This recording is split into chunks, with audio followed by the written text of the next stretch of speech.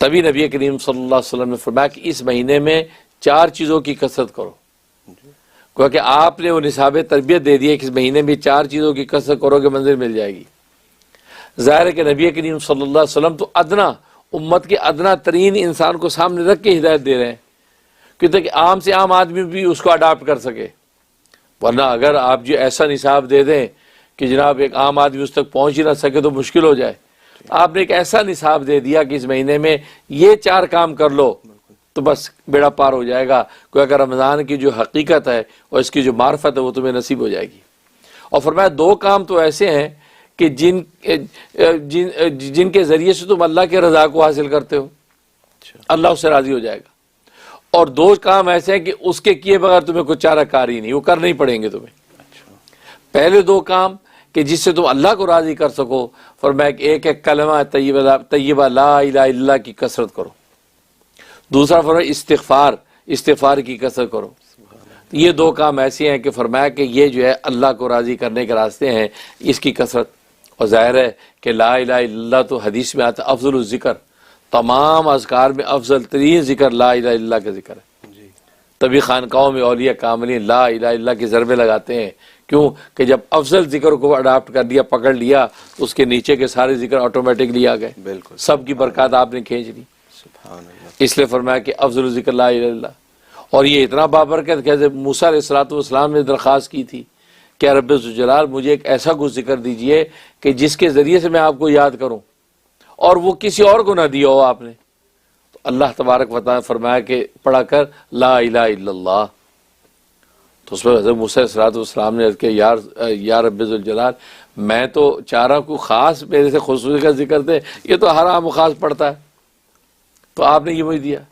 اس پر اللہ تبارک و تعالیٰ نے فرمایا کہ یہ اتنا طاقتور اور اتنا پر عظمت ذکر ہے کہ اگر آسمان و زمین یہاں تک کہ ملائکہ و جنات اور فرمایا میری ذات کے علاوہ ہر چیز جو دنیا کے اندر ہے اس کو ایک ترازو کے پلے میں رکھ دو اور اس میرے کلمے کو دوسرے پلے میں رکھ دو تو یہ پلہ جھک جائے گا کلمے والا۔ اللہ، یہ وہ کلمہ دیا آپ کو، اس سے افضل کوئی کلمہ ہی نہیں ہے بالکل جس کی آپ خصوصیت مانگ رہے ہیں، یہ وہ کلمہ۔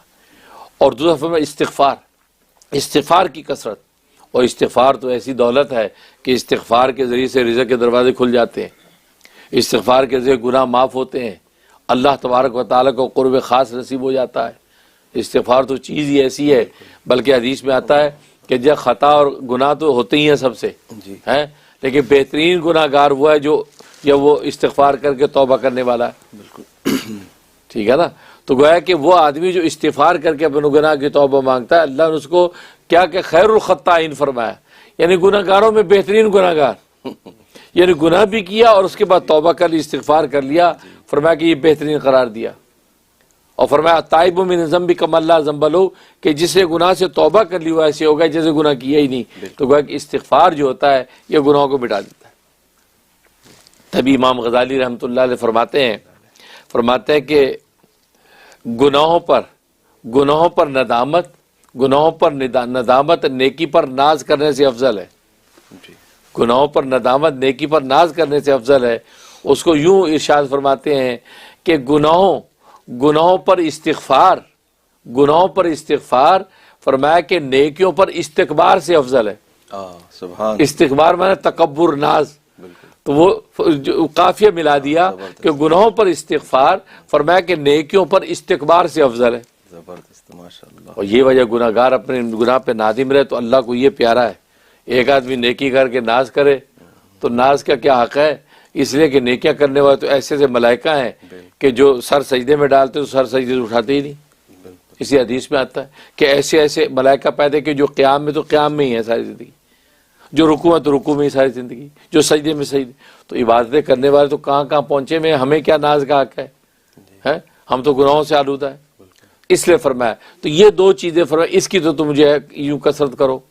لہٰذا اس لیے میں ناظرین سے کہا کرتا ہوں کہ جو ہے اس رمضان المبارک کے اندر جو ہے وہ 1.25 لاکھ کلمہ شریف اور 70,000 استغفار کا جو ہے نصاب پورا کر لو، باقی عبادت اپنی جگہ، یا لا الہ الا اللہ، لا الہ الا اللہ، اور ساتھ محمد رسول اللہ ملا ہے، لا الہ الا اللہ محمد رسول اللہ، کیونکہ یہ کلمہ ایسا کلمہ ہے کہ ابو سعید خدری رضی اللہ عنہ کی روایت ہے کہ فرمایا کہ حضرت سلیمان علیہ السلام کی جو انگشتری تھی، انگوٹھی تھی، اس انگوٹھی میں جو نگینہ تھا، یہ نگینہ آسمانوں سے جبریل لے آئے تھے، جو ان کو اس کے اندر جڑا گیا تھا، اس نگینے پر یہ کلمہ لکھا ہوا تھا، لا الہ الا اللہ محمد رسول اللہ۔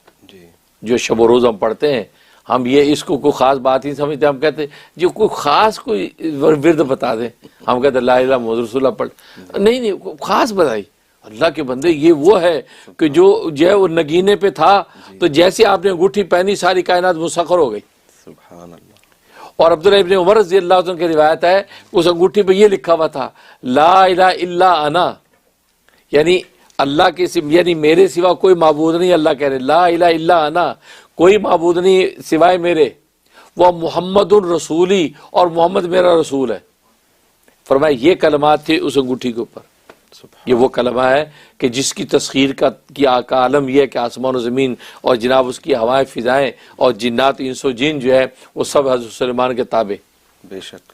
یہ تو اس لیے تو یہ ایسا جو ہے وہ کلمہ لا الہ الا اللہ، تو اس کو 1.25 لاکھ اس کا نصاب پورا کر لیں رمضان میں۔ دوسرا استغفار استغفر اللہ ربی من کل ذنب واتوب الیہ، 70,000 استغفار کا نصاب پورا کر لیں۔ یہ کیا ہوگا کہ نبی پاک صلی اللہ علیہ وسلم جو بات کہی کہ اس کی کثرت کرو، تو آپ یہ 2 چیزیں جب حاصل کر لیں گے خدا کو راضی کر جائیں گے انشاءاللہ۔ اور خدا جب راضی ہو گیا تو لیلۃ القدر میں آپ کی قدر و منزلت کے فیصلے ہو جائیں گے۔ آمین۔ اور دوسری 2 چیزیں فرمایا جس سے چارہ کار نہیں، وہ فرمایا کہ جنت کی طلب اور جہنم سے پناہ۔ جنت کی طلب کرو، جنت مانگو اللہ سے، یعنی سوال کرو اللہ جنت دے دے۔ دوسرا فرمایا جہنم سے پناہ مانگو۔ تو لہذا اس کے لیے میں کہا کرتا ہوں کہ یہ دعا نوٹ کر لو، اللہم انی اسألک الجنہ، اے اللہ میں تجھ سے جنت کا سوال کرتا ہوں مجھے جنت دے دے، وَأَعُوذُ بِكَ مِنَ النَّارِ، جہنم سے میں پناہ مانگتا ہوں مجھے پناہ دے۔ آمین۔